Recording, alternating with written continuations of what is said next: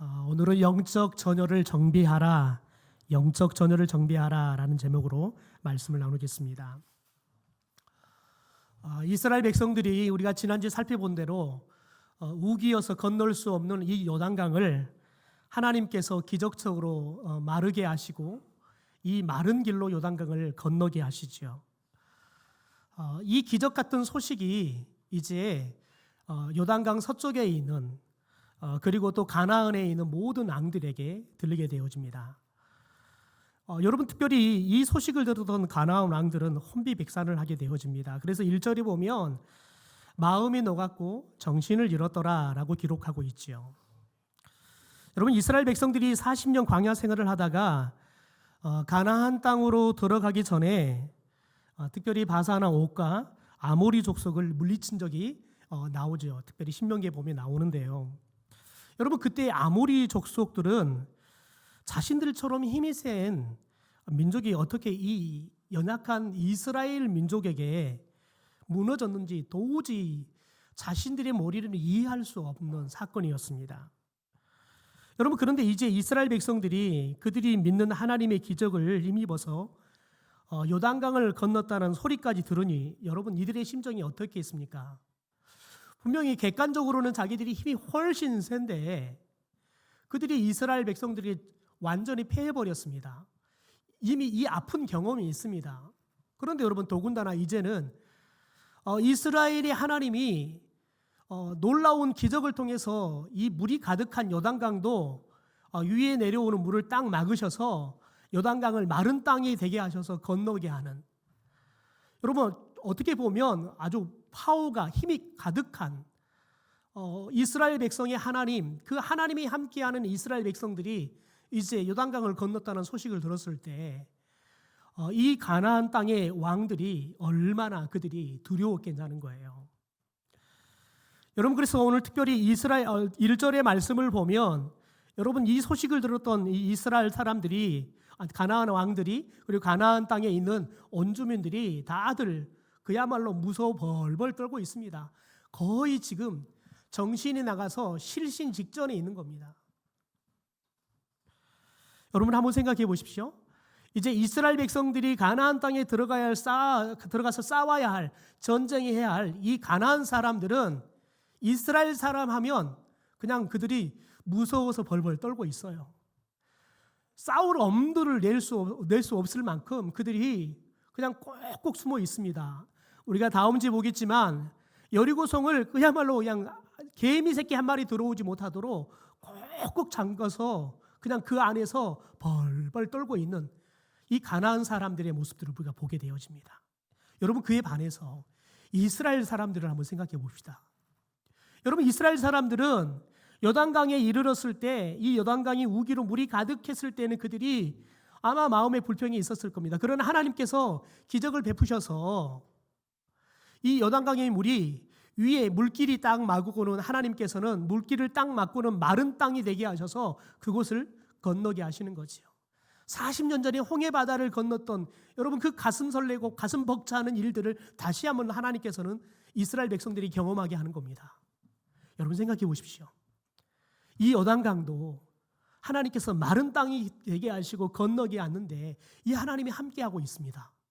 이런 이스라엘 백성들이 지금 마음이 어떻겠습니까? 무서울 게 없는 겁니다. 지금 가나안 땅에 바로 진격해 들어가서 싸우면 그냥 이 가나안 땅을 그냥 순식간에 초토화해서 하나님의 약속대로 이 가나안 땅을 다 차지해 버릴 수 있을 것처럼 이들은 지금 사기가 충천해 있습니다.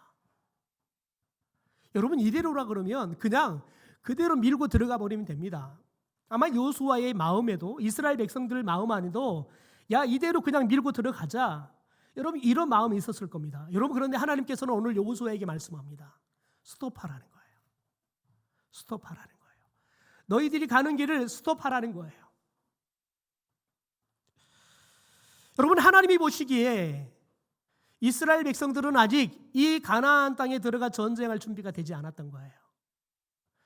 여러분, 우리가 인간적으로 봤을 때에는 이 가나안 땅에 있는 사람들은 이스라엘 사람들에게는 쫄아가지고 싸울 엄두가 나지 않아요. 더군다나 이스라엘 백성들은 여러분, 군인들에게 가장 중요한 싸우면 우리가 백전백승할 수 있다는 여러분 이 사기가 가득해요.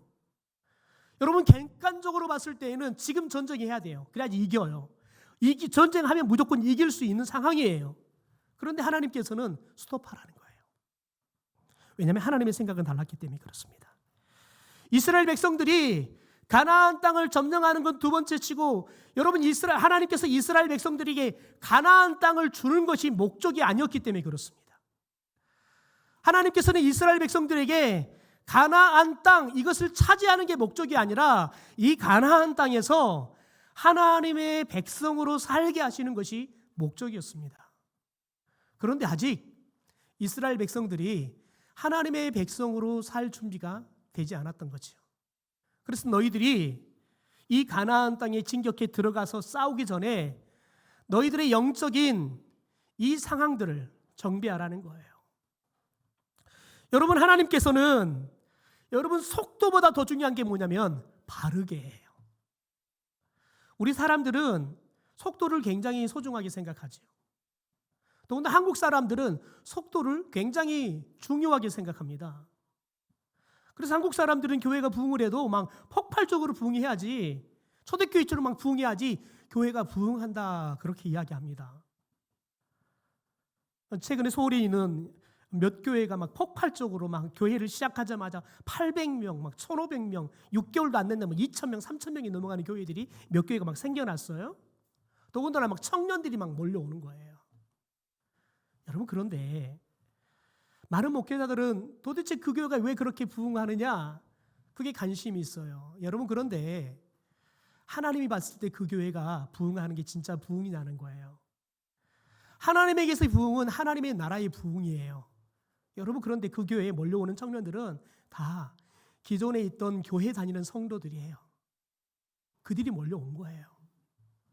그러니까 여러분 그 교회들은 부흥했을지 모르지만 하나님의 나라는 여러분 단 하나도 부흥하지 않은 거예요. 여러분 그런데 사람들은 그걸 부흥이라고 말해요. 근데 하나님은 그걸 부흥이라 말하지 않아요. 왜냐하면 하나님은 우리가 빠르게 가는 것보다 더 중요한 건 뭐냐면 여러분 우리가 하나님의 말씀대로 정도로 가는 걸 하나님께서는 원하시기 때문에 그렇습니다. 여러분 우리가 교육을 말할 때 속도보다 방향이 중요하다라고 이야기하지요. 여러분 아이들이 빨리 가는 것, 빨리 여러분 지식을 터득하고 하는 것, 여러분 그것보다 더 중요한 건 뭐냐면 우리 아이들이 바르게 자라가는 게 이게 더 중요하다는 거예요. 여러분 하나님께서는 그래서 지금 빠르게 이 가속도가 붙어버리는 이스라엘 백성들을 스톱시킵니다. 그리고는 바르게 그들을 살아갈 수 있는 하나님의 백성들로 정비시키는 작업들을 합니다. 그래서 2절 이하에 하나님께서 여호수아에게 이스라엘 백성의 영적인 전열을 정비하라고 명령합니다. 여러분 그러면 하나님은 영적 전열을 위해서 어떤 것을 정비하라고 말합니까? 오늘 크게 두 가지를 이야기했습니다. 첫째는 이스라엘 자손들에게 할례를 행하라고 명령하십니다. 여러분 2절 말씀을 같이 한번 읽어볼까요? 같이 읽죠. 시작. 그때 여호와께서 여호수아에게 이르시되 너는 부싯돌로 칼을 만들어 이스라엘 자손들에게 다시 할례를 행하라. 여러분 이스라엘 백성들이 애굽에서 출애굽한 시간이 벌써 40년이 지났어요. 여러분 그런데 그들은 몸만 출애굽을 했지 그들의 영적인 상태들은 여전히 하나님의 백성인 게 아니라 애굽의 노예예요. 그래서 하나님께서 이스라엘 백성들이 가나안 땅을 정복하기 전에 일단 멈추게 하는 겁니다. 그리고는 그들에게 할례를 행해라 라고 이야기해요. 그것도 멀쩡한 칼이 있는데 부싯돌로 칼을 만들어서 그 부싯돌 칼을 가지고 할례를 행해라 라고 말합니다. 여러분 할례는 남성의 이 생식기를 특별히 표피를 잘라내는 거예요. 여러분 그 상처가 다 나아서 정상적으로 생활하려고 하면 요즘처럼 의술이 발전해도 최소한 1주일에서 2주일 이상의 시간이 필요해요. 여러분 그런데 생각해 봅시다. 이 하나님의 명령이 하나님이 정비하라는 이 명령이 이스라엘 백성들이 쉬이 받아들일 수 있는 명령이냐고요. 만약에 지금 이스라엘 남자들을 다 여러분 할례를 행하면 할례는 난지 8일째 되는 날부터 8일째 되는 여러분 날을 해야 하는 거예요. 그러니까 하나님의 말씀대로 한다 그러면 이제 태어난 지 8일이 되는 아이부터 시작해서 이제 출애굽 이후에 그래서 광야에서 태어난 남사들은 다 할례를 해야 돼요.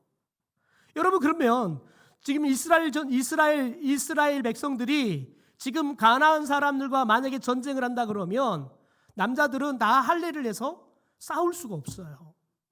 그런데 만약에 한두 명도 아니고요.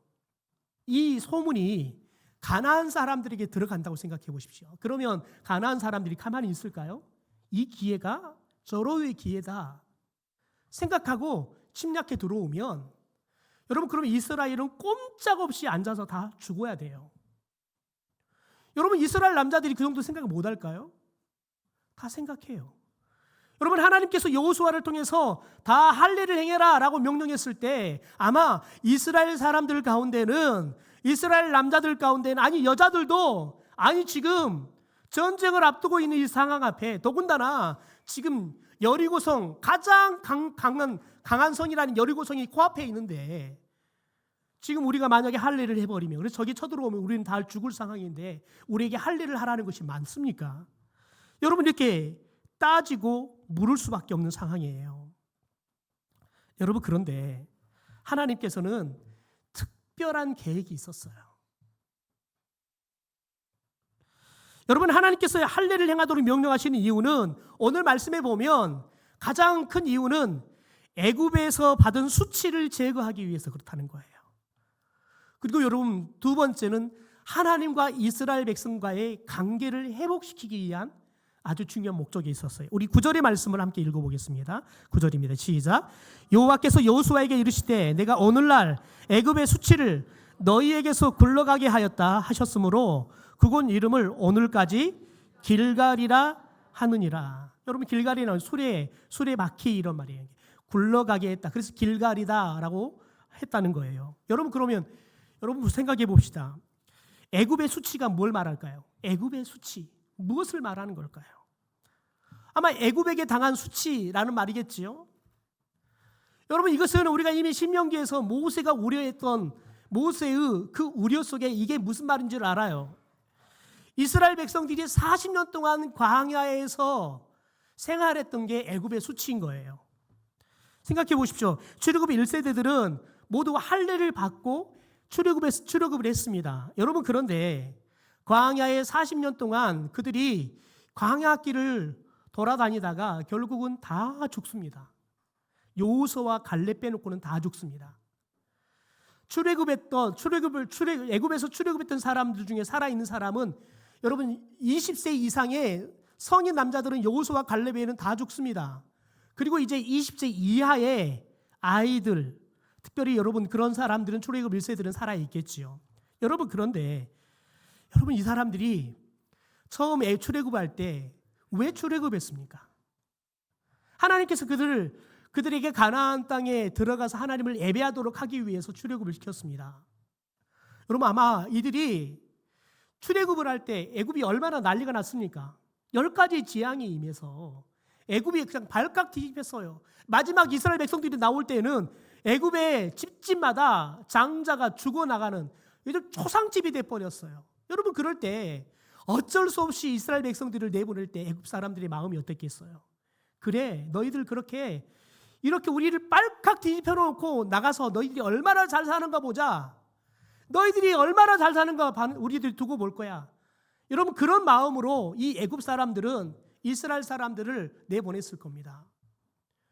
여러분 그런데 이스라엘 사람들이 일주일이면 갈 수 있는 그 길을 1년이 지났는데도 아직 가나안 땅에 들어가지 못하고 이 광야의 길을 배회하고 있다는 거예요. 2년이 지나도 3년이 지나도 10년이 지나도 이들이 여전히 이 광야의 길을 배회하고 있다는 거예요. 여러분 이럴 때 애굽 사람들이 모세의 추측에 의하면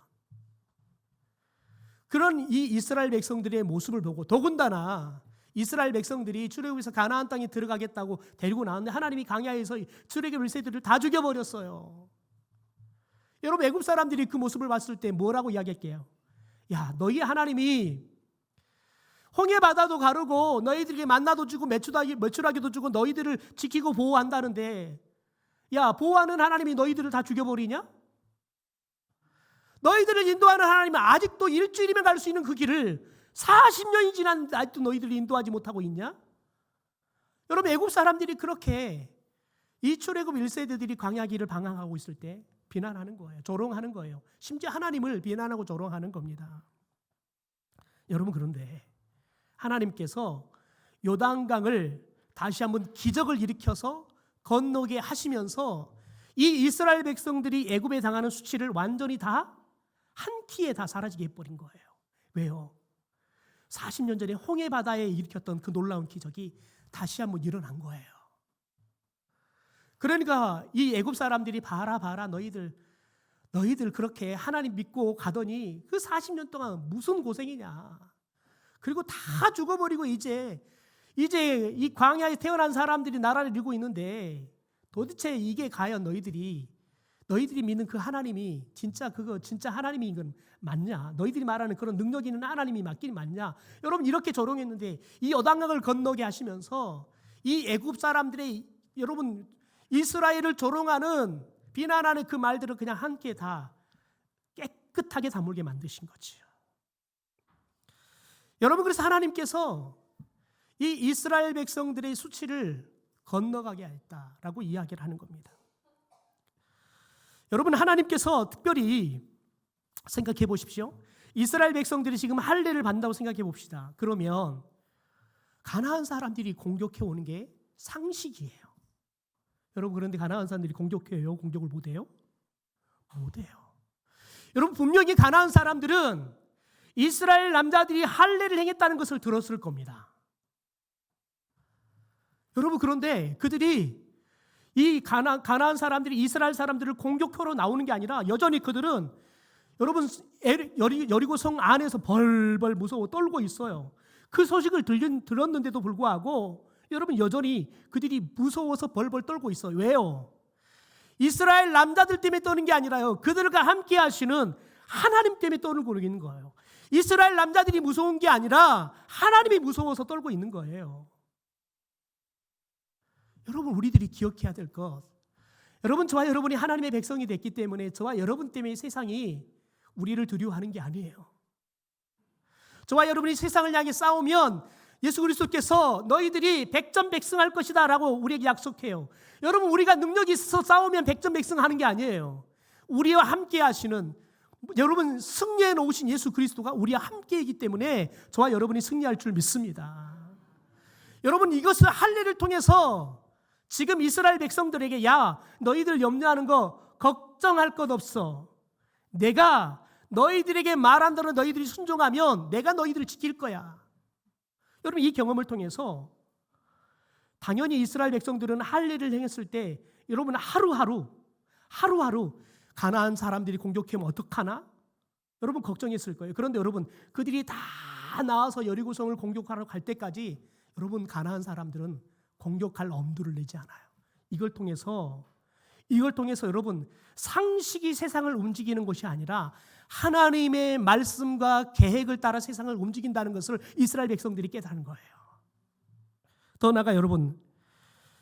나아가서 여러분 이스라엘 백성들이 할례를 받는다는 것은 여러분 특별히 두 가지를 이야기해요. 하나님의 관계를 회복한다는 건데 여러분 할례를 통해서 하나님께서 이 아브라함에게 주신 게 뭐냐면 할례를 받은 사람은 하나님의 언약의 백성이 될 것이고 더 나아가서 하나님은 그 언약을 주시고 언약을 성취하시는 하나님이 될 거라는 여러분 관계가 이 할례를 통해서 맺어지는 거예요. 그러니까 여러분 지금 이스라엘 백성들이 광야에서 새로 태어난 사람들은 할례를 받지 않았어요. 다시 말해서 하나님이 그들의 하나님이 되고 그들은 하나님의 백성이 되어지는 이 관계가 이루어지지 않았다고요. 그래서 하나님께서는 이제 가나안 땅에 들어가서 하나님의 백성으로 살려고 하면 이 이스라엘 백성들이 첫째는 그들이 하나님이 돼야 돼요. 동시에 할례를 통해서 이들이 하나님의 백성이 되는 의식을 행해야 돼요. 그래야지만 이들이 가나안 땅에 들어갔을 때 하나님의 백성으로 살 수 있게 되어지는 거죠. 여러분, 그런데 우리가 오늘 말씀을 자세히 보면서 더군다나 이 시대를 살고 있는 우리에게 이 말씀을 적용하기 위해서 잘 기억해야 될 게 있습니다. 여러분, 그러면 우리는 오늘 이 시대에 다시 다들 가서 할례를 받아야 될까요? 병원에 가서 포경수술을 받아야 될까요? 그게 아니에요. 신명기 보면 하나님께서 우리에게 행하기 원하시는 할례는 육체적인 할례이기 이전에, 실제 여기서는 육체적인 할례를 행하지만 하나님이 원하시는 건 뭐냐면 영적인 할례를 이야기하는 겁니다. 우리 신명기 10장 16절입니다. 그러므로 너희는 마음의 할례를 행하고 다시는 목을 곧게 하지 말아라 라고 이야기해요. 너희는 마음의 할례를 행하라는 거예요. 마음의 할례를 행한 게 뭐예요? 목을 곧게 하지 마라, 이 말은 뭐냐면 겸손하라는 거예요. 하나님 앞에서 겸손한 자가 되어라는 거예요. 두 번째, 여러분, 에레미야 4장 4절에 보면 유대인과 예루살렘 주민들아, 너희는 스스로 할례를 행하여 너희 마음 가죽을 베고, 여러분, 할례는 육체의 가죽을 베는 거예요. 그런데 하나님이 원하는 것은 마음의 가죽을 베라는 거예요. 마음의 할례를 행하라는 거예요. 그 다음에 더 중요한 말이 나 여호와께 속하라는 거예요.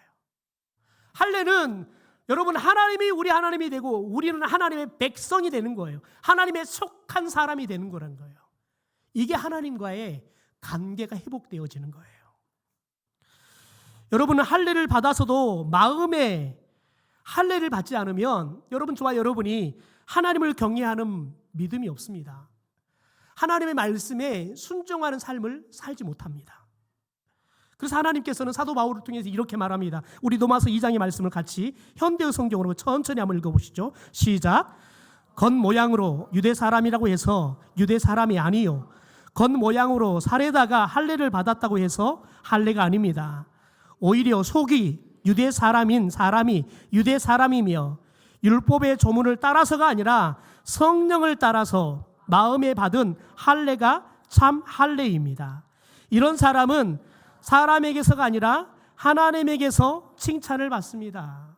여러분, 성령을 통해서 마음에 받은 할례가 뭡니까? 여러분, 성령을 통해서 우리 가운데 무엇을 주셨습니까? 믿음을 주시고 그 믿음을 통해서 우리에게 뭘 주셨어요? 구원을 주셨어요. 우리에게 구원을 주셔서 우리가 누구의 백성이 되게 하셨어요? 하나님의 백성이 되게 했어요. 우리가 누구 안에 속한 사람이 되게 했어요? 예수에 속한 사람이 되게 했다고요. 그러므로 여러분, 저와 여러분이 믿음을 갈 때 구원받은 믿음을 통해서 하나님의 자녀로 하나님께 속한 사람들이 되기를 소망합니다. 여러분, 이 믿음을 통해서 하나님의 말씀에 순종하는 삶을 살아가는, 여러분, 그래서 하나님의 백성의 삶을 살아가는 사람들이 되기를 주님의 이름으로 축원합니다. 여러분, 2004년부터 20년 동안 파라과이에서 선교하고 있는 임동수 선교사님이 계십니다. 선교사님께서 파라과이에 들어가서 이 현지인들에게 복음을 전하고 이들을 예수 믿게 하고, 그래서 교회를 세우면서 이들에게 세례를 베풀 때 이 선교사님이 처음부터 지금까지 여전히 세례를 받을 때마다, 특별히 세례 문답할 때마다 질문하는 게 이거였다고 합니다. 예수를 위해 죽을 각오가 되어 있습니까? 당신은 예수를 위해 죽을 각오가 되어 있습니까? 이 질문을 한다는 거예요. 여러분, 그러면 이 질문을 받은 성도가 머뭇거리거나 눈동자가 흔들리거나, 여러분, 그러면 세례를 주지 않고 1년을 세례를 다시 유예한다는 거예요. 그러니까 사람들이 나는 당연히 세례 받을 줄 알고 왔는데, 아니, 선교사님이 그 대답 좀 늦게 했다고 세례를 안 주는 거예요. 근데 사람들이 마음이 어떻게 했어요? 불편하죠. 시험이 들죠. 그러니까 아니, 너무 지나친 질문이고, 이거 이제 예수 믿은 사람한테 그런 질문을 하면 어떻게 선뜻 그런 말이 나오겠습니까? 막 이렇게 이제 이야기가 나오는 거예요. 여러분, 그런데 선교사님은 지금까지 단 한 번도 사람들이 그런 말에 양보하지 않고 질문한다는 거예요. 왜요? 선교사님의 확신이 있는 거예요.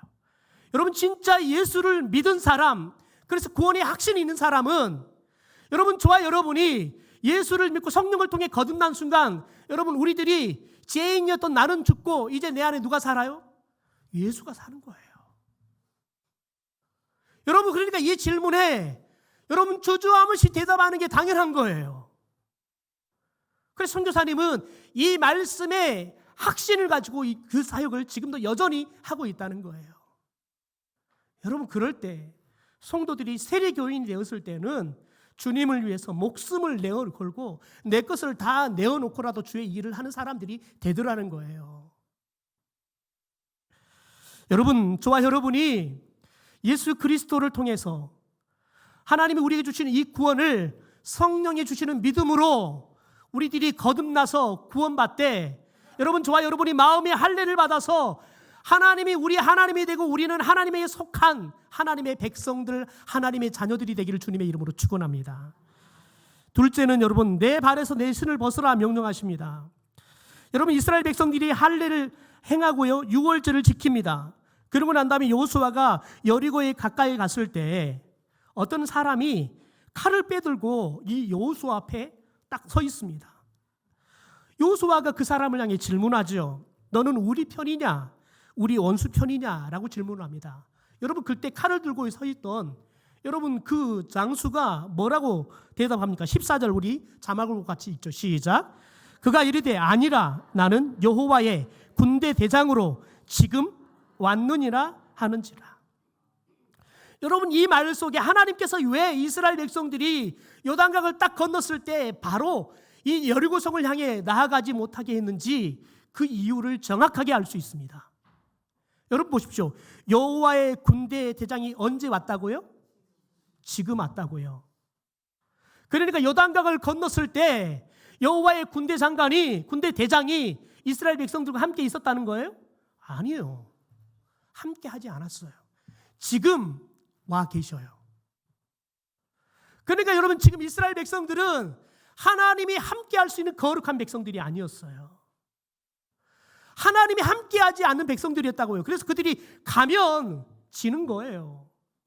그래서 그들에게 지금 하나님께서 할례를 행하라 라는 말은 뭐냐면 하나님과 함께할 수 있는 사람들이 되라는 거예요. 여러분, 그런데 보십시오.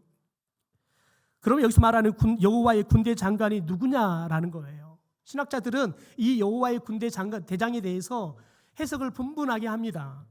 여러분, 그런데 우리가 성경을 보면 하늘에 하나님의 나라에 군대가 있다라고 이야기를 해요. 그런데 여러분, 하나님의 군대, 하늘에 하나님의 군대가 있다라고 말하지만 성경을 보면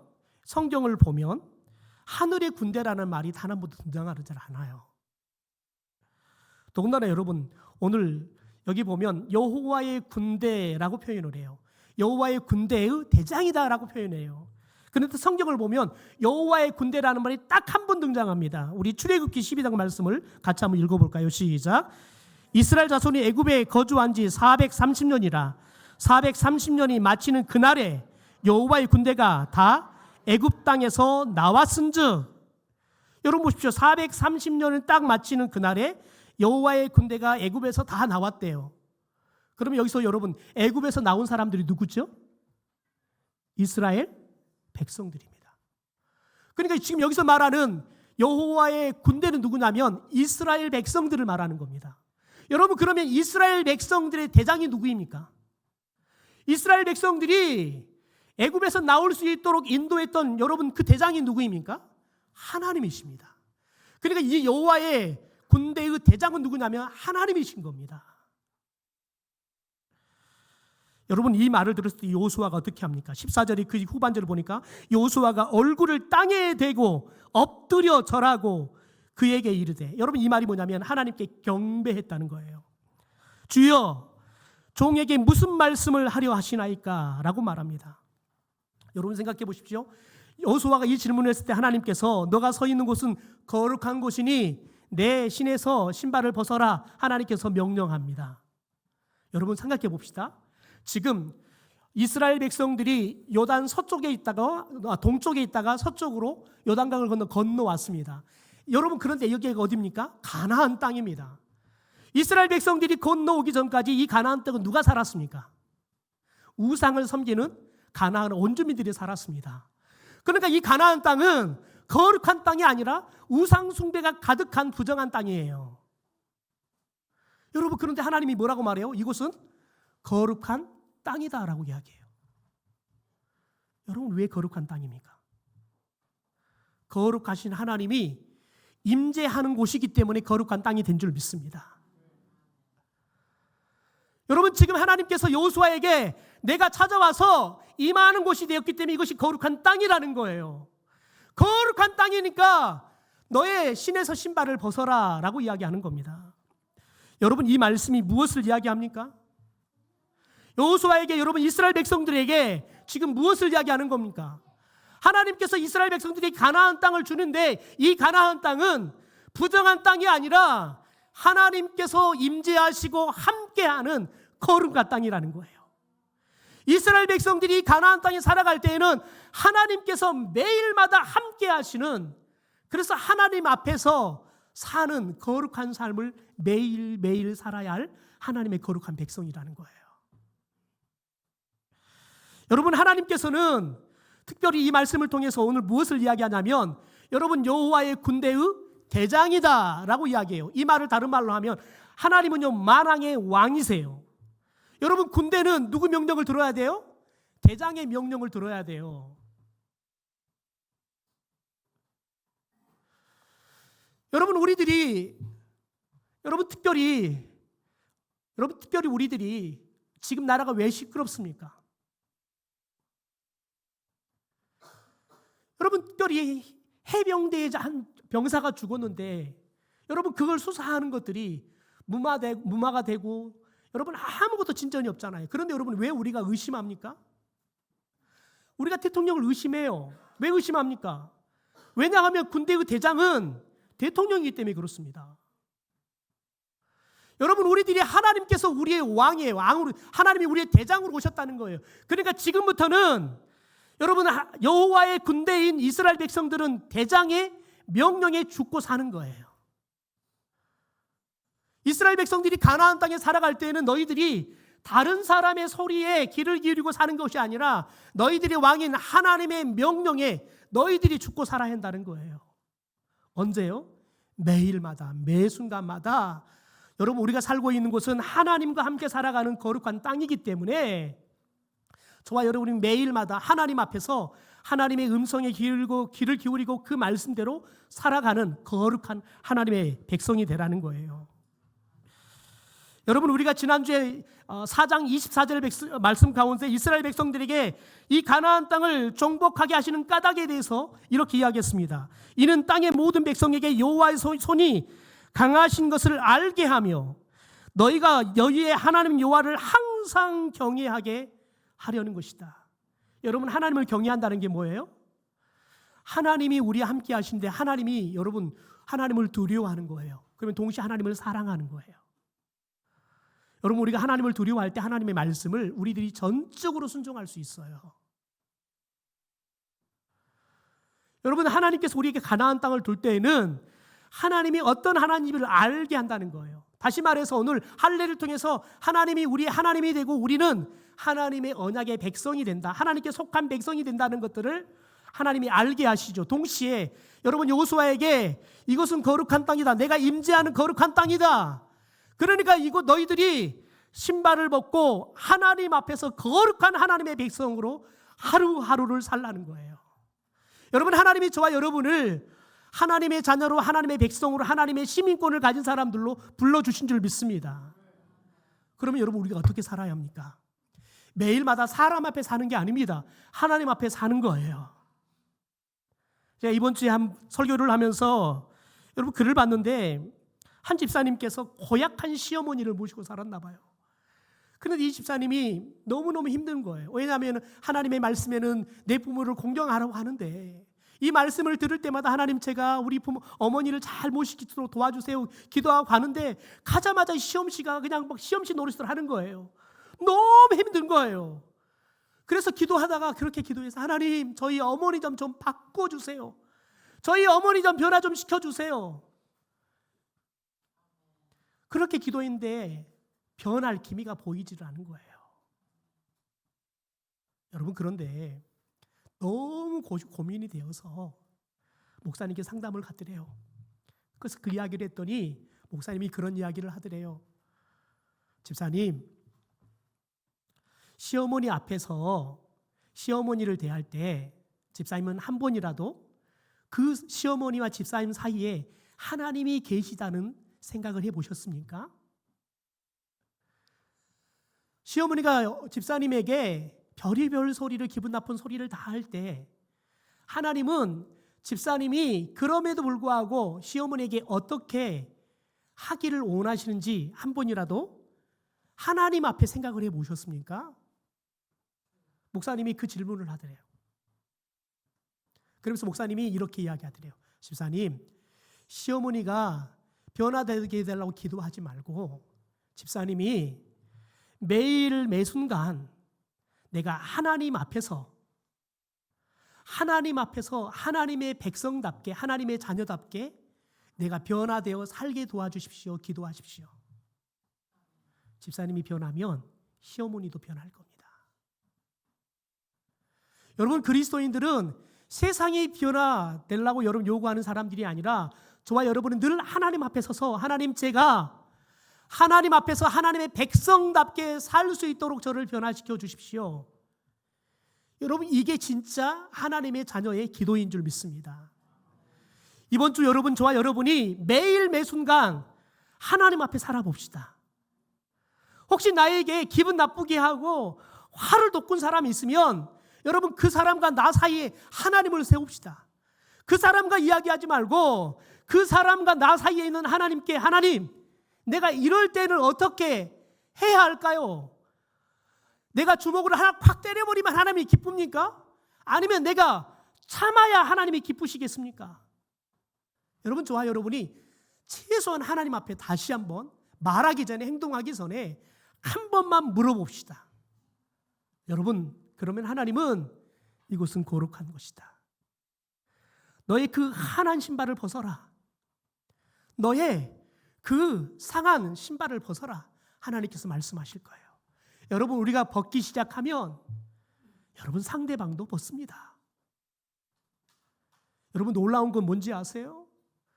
여러분, 아이들이 여름에 수련회를 하자는 의자를 들이밀고 여러분 여기에다가 밀걸레를 확 닦아요. 그리고 아무것도 깔지 않아요.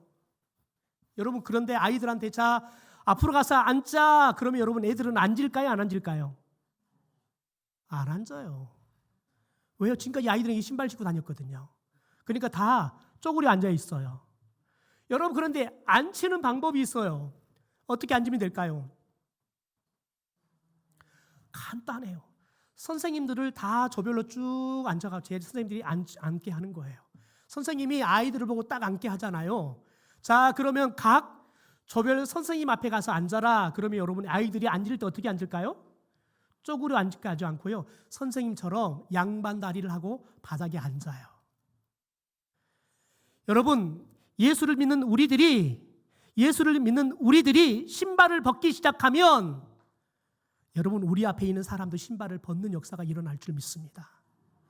저와 여러분이 이번 주 매일매일 순간순간 하나님 앞에 사는 하나님의 백성들, 거룩한 백성들이 되기를 주님의 이름으로 축원합니다.